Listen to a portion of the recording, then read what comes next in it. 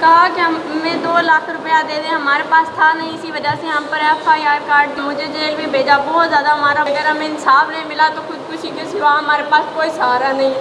हम अपने आप को जला देंगे, हम बहुत बेबस हैं। अगर हम गरीब हैं तो हमारा ये गुनाह है, गरीब होना हमारा गुनाह है। अगर ज्यादती हुई है हमारे साथ तो हमें इंसाफ चाहिए। सबसे पहले हम आपकी आसानी के लिए एक रिकॉर्डिंग प्ले करना चाहेंगे ताकि आपके इल्म में आ जाए कि इस फैमिली के साथ जो नाइंसाफ़ी हुई है उसकी असल वजह क्या है।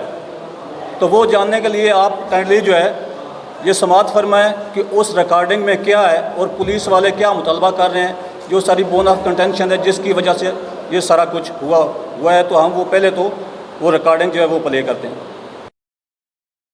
जी भी आने लगे मैं मतलब दी बस लाइट खड़ी करना जबरदस्त। हाँ जी भाईजान, फैसला बाद होना सच्ची गल फिर नहीं होना जवाब दे दी। अच्छा हाँ तो मैं तो बिल्कुल इसका मतलब आखिरी फोन किया और मैं तो फोन नहीं करना भी। तो मैं तो तेन जड़ वाले पैसे देने ने बहु जे लेने जड़ा वाले आना ही ना मैं तो जड़ा पैसे नहीं जड़ा जिस तो फैसला बाद उन्हें फोन नहीं होना मैं सामने तेरे को लेकर सामने बढ़ा लेना तेरे रूबरू में सामने बढ़ा ले उसे तू मैं सामने मैं एक और सुन ला SHO मेरे कोल या मेरा बंदा लेके देने ने पैसे उन्हें जाग दो 2 लाख रुपया जो तो मेरे को लेना ना ये SHO नु देना ही मेरे सामने या मैं ना देवा मेरा कोई और बंदा नाल होवे भी सन पता भी मैं तेनू कहना तू आ उसे सामने पैसे देने हैं। ठीक है मैं देना पहुंच ठीक है जी आप वकूए के हालात वाक़यात आपको बताते हैं। 29/6 को 10:30 बजे रात एक वकूआ होता है।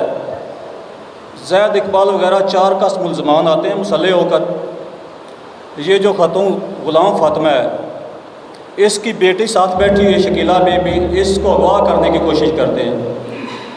ग़ुलाम फातिमा मुज़ामत करने की कोशिश करते हैं जिस पर इसको फैर मारते हैं। फैर इसकी टांग पे लगता है और ये मजरूब हो जाती है और वो लड़की को अगवा करके अपने साथ ले जाते हैं। जिसकी इतला रेस्क्यू 15 पर दी जाती है। पुलिस थाना लुडियावाला मौका पे पहुंचती है।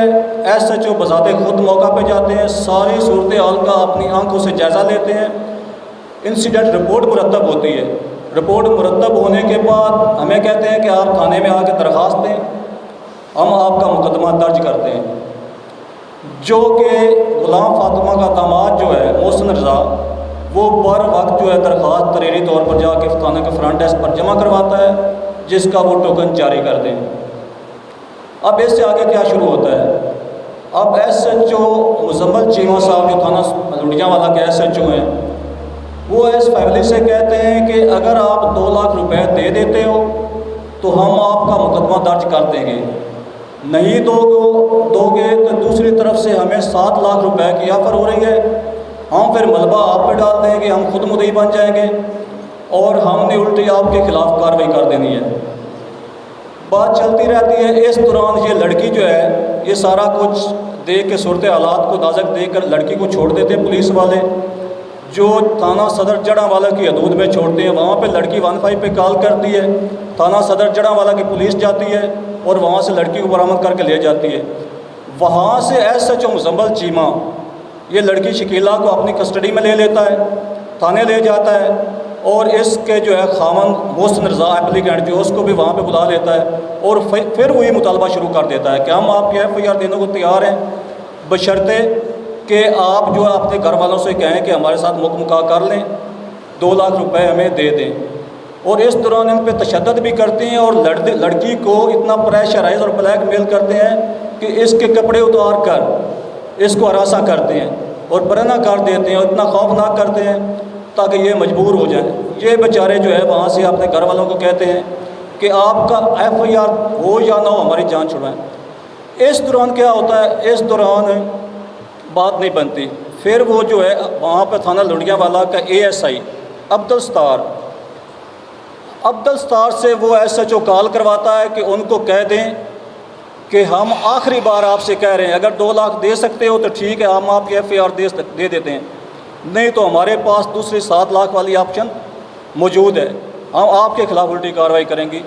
जो कॉल जो है वो रिकॉर्ड हो जाती है, जो हमने आपके सामने जो है प्ले कर दिया, जिसमें वाज़े तौर पर वो कहता है अब्दुल सत्तार ASI कि ऐसा जो मुझसे बार बार पूछ रहा है, यार वो आपके 2 लाख किधर है, आप क्यों नहीं मंगवा के दे रहे, आप तो कहते हैं अभी आ रहे हैं अभी आ रहे हैं। तो वो कहता है कि मैं आपको SHO को कहने पे आखिरी बार कॉल कर रहा हूँ, अगर आप 2 लाख रुपए नहीं देंगे तो हम आपके खिलाफ कार्रवाई कर देंगे। और जिसको कॉल करते हैं गुलाम फातिमा के भाई को, वो कहते हैं कि हमारे पास क्या सबूत है कि आपको आपने SHO को 2 लाख देने। वो कहता है कि मैं आपके सामने, या आप अपना बंदा भेज देना या मैं आपके सामने SHO को 2 लाख रुपए दे दूँगा। खैर वो कॉल जो है अपना इफ्तिखार जो इसका भाई वो ड्रॉप कर देता है। ये गरीब आदमी है, पैसों का बंदोबस्त नहीं कर सकते, तो वो दूसरी तरफ से जो है मुकमुका करके, जिस तरह वो पहले से कह रहे थे कि हमें 7 लाख की ऑफर है, वो SHO साहब खुद मुद्दई बनता है, खुद मुद्दई बन के अपनी मुद्दत में इनके खिलाफ जो है एक मुकदमा दर्ज कर देता है और कहता है कि ऐसा कोई वकूआ हुआ ही नहीं और इन्होंने झूठा वकूआ बनाया। अच्छा, अगर उसकी बात अगरचे अदरवाइज़ है, अगर उसकी बात तस्लीम कर भी ली जाए तो मौसूम मुझे कानून में कोई एक प्रोविज़न बता दें जिसके तहत अंडर सेक्शन 154 प्रोसीड हो सकता हो या फर्जी वकूओं की FIR उसी फरीक के ख़िलाफ़ हो सकती हो जो इन्फॉर्मेंट है, जो इन्फॉर्मेशन देने गया है। और फर्जी वकूओं का तरीक़ाकार क्या है कि अगर किसी ने रॉन्ग इन्फॉर्मेशन दी है तो उसके ख़िलाफ़ इन्फॉर्मेशन रॉन्ग हो या राइट हो, आपने FIR दर्ज करनी है। ड्यूरिंग इन्वेस्टिगेशन अगर वो रॉन्ग पाई गई है तो आप 182 का कलंदरा मुतब करें।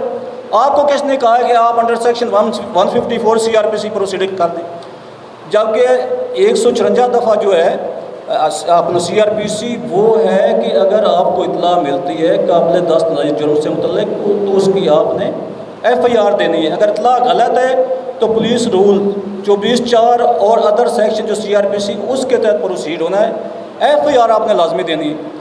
अब सिर्फ दूसरी पार्टी से पैसे लेके हमारे पैसे ना देने की वजह से इतना एक हीनियस वकूआ कि लड़की बजाते खुद कह रही है, उसकी स्टेटमेंट है कि मुझे अगवा करके ले गए हैं, फायर जो है उसके सामने लगा हुआ है, उसका मेडिकल मौजूद है, इंसिडेंट रिपोर्ट तैयार है, 15 की कॉल पे पुलिस मौके पे जा पे खुद सारा कुछ चेक करती है। चेक करने के बाद इंसिडेंट रिपोर्ट जो मुरतब हुई है और तब तक तैयार रहे हैं जब तक उनको ये था कि हमें पैसे दे देंगे। जब पैसे हम नहीं दे सके, रिश्वत नहीं दे सके, जिसका वजह सबूत मैंने आपके सामने पेश कर दिया है, तो अपनी मुद्दत में और FIR में क्या लिखता है कि बदरियाफ्त मालूम हुआ है।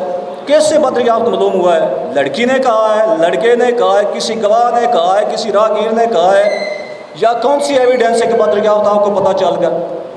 ये पुलिस की हाई हैंडेडनेस का केस है। आप रोज़ाना माशरे में देखते हैं कि यहाँ पे क्या हो रहा है, जिसके पास पैसा है, अप्रोच है, जिसके सोर्सेज हैं, उसके लिए सारा कुछ है, कानून भी उसी के लिए, इंसाफ भी उसी के लिए, जबकि एक गरीब आदमी के ना कोई इंसाफ है, ना कोई दात रसी है और ना कोई फोरम है।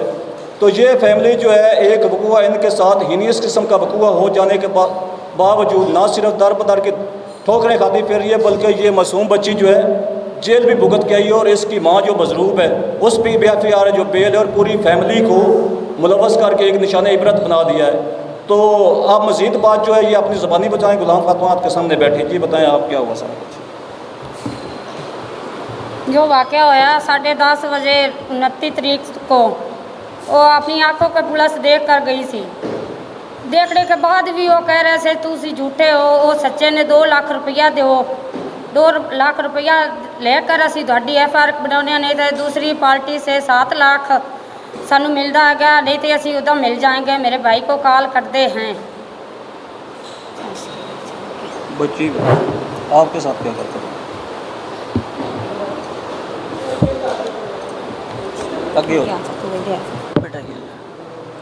मुझे अगवा भी किया गया और उसके बाद SHO ने हमसे 2 लाख की डिमांड की, तो हमारे पास नहीं था। इस वजह से बहुत ज़्यादा तशद्दुद किया गया, बहुत ज़्यादा मारा। और उसके बाद ये कहा कि हम आपको पर्चा दे देंगे। तो हमने कहा कि हमारा कसूर क्या है, वो कसूर बताने कहा कि हमें 2 लाख रुपया दे दें। हमारे पास था नहीं, इसी वजह से हम पर FIR काट दी और हम मुझे जेल भी भेजा। बहुत ज़्यादा हमारा बहुत बुरे तरीके से हमारा। प्लीज़ हमें इंसाफ चाहिए। अगर हमें इंसाफ नहीं मिला तो खुदकुशी के सिवा हमारे पास कोई सहारा नहीं।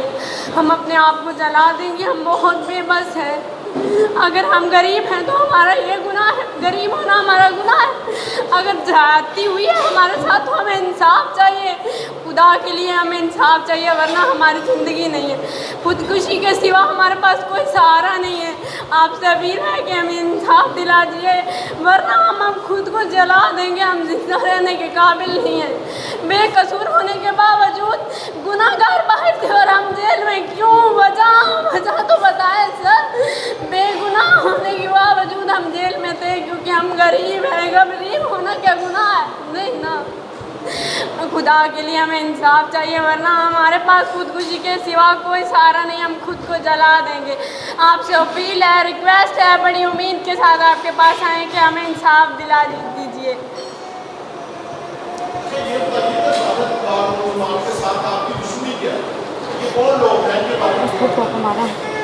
एक मेरा सगा चाचू है, दूसरे मेरे पापा के 3 कज़न हैं। इनके साथ दुश्मनी हमारी ये है कि इन्होंने हमारी फूफो को कत्ल किया था, जिसके साथ 8 साल की एक बेटी भी थी। हमने इनके खिलाफ FIR दर्ज करवाई। तब से इन्होंने अपना आप बचाने के लिए SHO का नहीं पता कौन थे, लेकिन थानेदार मुजम्मल साहब थे, जिन्होंने इनसे 15 लाख रुपए लेकर इन्हें छोड़ दिया गया। फिर भी हम चुप हो गए। उसी 15 लाख की वजह से उसका दुख अभी तक है इन्हें कि हमें ये क्यों अदा करना पड़ा। कत्ल करने के बावजूद भी तब भी इंसाफ इस दुनिया में है नहीं। जिसके पास पैसे हैं, अगर वो झूठा भी है तो उसके लिए इंसाफ है। जिसके पास पैसे नहीं है, अगर वो सच्चा भी है तो वो गुनाहगार है। अगर वो बेगुनाह भी है तो वो गुनाहगार है। ये वजह थी कि उसने मेरी फूफो को कत्ल किया और हमने FIR दर्ज करवाई, जिसके लिए उन्हें 15 लाख रुपए देकर छूटना पड़ा। इसी वजह से उसी 15 लाख के दुख की वजह से हमारे साथ बहुत ज़्यादा ज्यादतियाँ हुई हैं, लेकिन हमारे पास कोई सहारा नहीं है।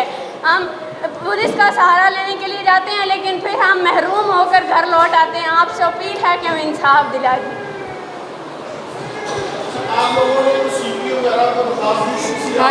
सारियाँ देते हैं, सारियाँ खोल देते हैं।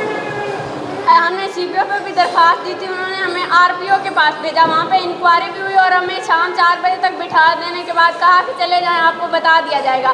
उसके बाद हमने 2-3 कॉलें की और कहा कि आपको दोबारा आपकी इंक्वायरी होगी वहीं पे थाने लूंडिया वाला में। हम वहाँ गए, लेकिन हमारी किसी ने कोई बात नहीं सुनी। हम ना मुजरिम गए, जो मुजरिम थे। अगर इंक्वायरी थी तो हम गए ना, तो वो क्यों नहीं आए? हमें इंक्वायरी पे बुलाया, हम गए, लेकिन उसके बावजूद हमारी कोई बात नहीं सुनी गई। हमें वहाँ बैठा कर 2 से 2.5 घंटे हमें वहाँ बैठाया और उसके बाद हमें वापस भेज दिया।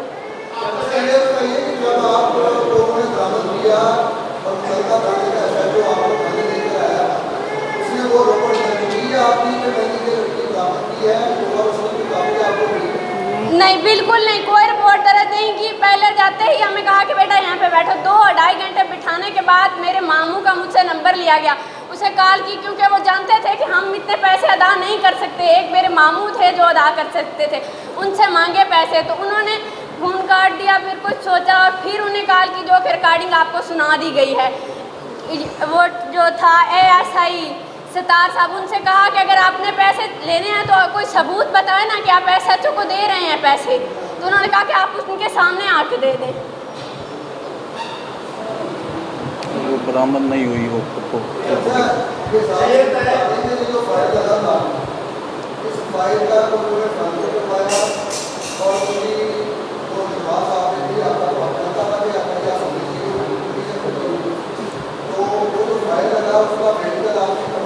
हमने मेडिकल करवाया था जड़ावाला से। और मेन दसते हो कि वो बच्ची नहीं बरामद हो जरी कत्ल देते मेडिकल जड़ावाला में।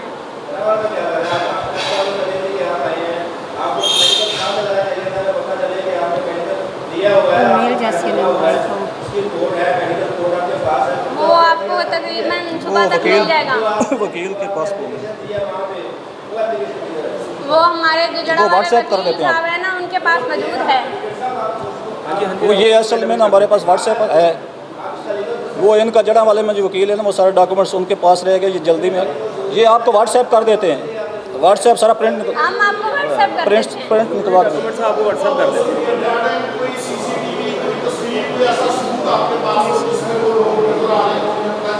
पुलिस वाले सब सारा वाक़या देख के आए थे। मौके पे हमने 15 पे कॉल की थी। सारा वाक़या उन्होंने देखा है। वो अच्छी तरह जानते हैं कि वो बेगुनाह हैं। वो लड़की का बता दें, वो कहीं बरामद हुई।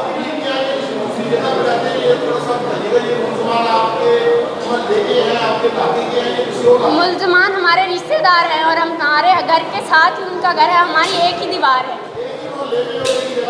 जी। और हमें वो बरामद भी नहीं करके दी। हमारी फुप्पो जिनके हमने FIR दर्ज करवाई थी, उसके बाद उन्होंने पैसे देकर हमें उसकी बरामदी चाहिए थी। हमने बहुत अपील की, SHO, CPO, RPO हर एक के पास गए, लेकिन हमें उसकी बरामदी नहीं मिली। हमें उसकी बरामदी चाहिए थी। अच्छा सर, एक बात ये है कि वो इसके फादर ने जो FIR दर्ज करवाई थी अपने सिस्टर के कत्ल की और अपनी भांजी के कत्ल की, तो पुलिस वालों ने वो आज तक रिकवर नहीं की। FIR भी होगी, सारी इन्वेस्टिगेशन भी होगी, और आज तक उसका कोई उन्होंने कोई क्ल्यू दिया कोई फ्रंट पे चीज़ नहीं लिया कि वो किधर गई है। वो मुलज़म होने के बावजूद उनसे पैसे लेके छोड़ दिया है, और जब ये उसके लिए कोई दरख्वास्त इधर उधर देते हैं कि हमारी वो जो है लड़की बरामद करवाई जाए, तो उसके बदले इनके खिलाफ कोई FIR देते, ब्लैकमेल करना शुरू कर देते हैं।